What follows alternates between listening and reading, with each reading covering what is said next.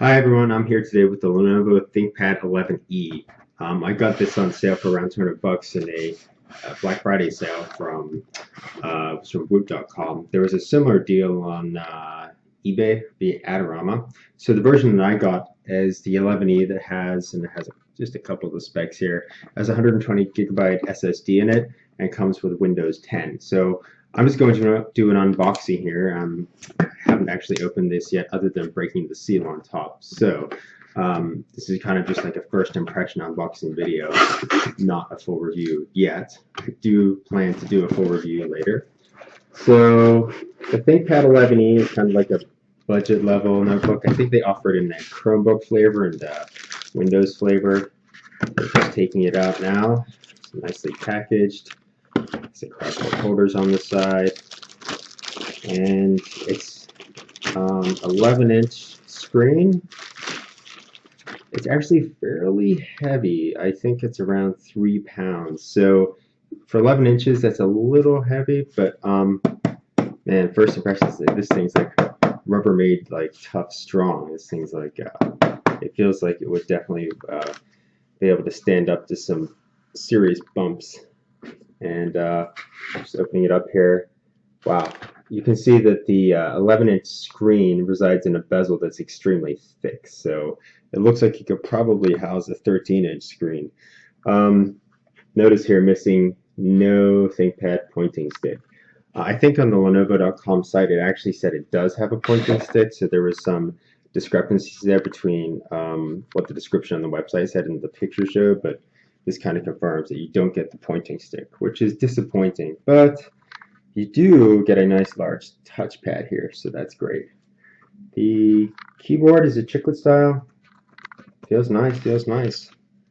And you can see there the typical ThinkPad style, just without the ThinkPad pointing stick. Let's see what else you get in here.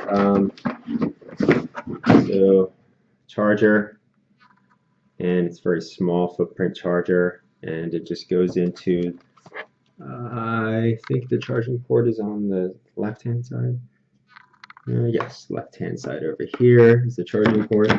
And the only other thing is see instruction manual. Yep, startup guide. And there is no battery in here, so that means it is sealed. I do have the other portion of the power cord, which is to the bottom of the box. Get it out. So the only other item in here is the rest of the power cord. So just a quick tour of the ports on this one. This is where you put the power jack. This looks like an Ethernet cord port. This would be USB 3.0, I imagine. Then headphone jack. Then we have another USB port, HDMI. This looks like, I honestly have no idea. It looks like a power button. Yeah, the power button's on the side. Interesting. And volume up and volume down on the side as well, which is also pretty interesting. I've never seen that on a ThinkPad. Let's just go ahead and turn it on real quick here. This is just like, the keyboard's very solid, just as you expect with a ThinkPad, but at the $200 price point, I would have not been surprised that they took some shortcuts there, but it feels great. So it's odd to have the power button on the side. Honestly, I don't like that because it's not very obvious. So let's just go ahead and push that. And maybe I need to charge this thing because it's not booting up.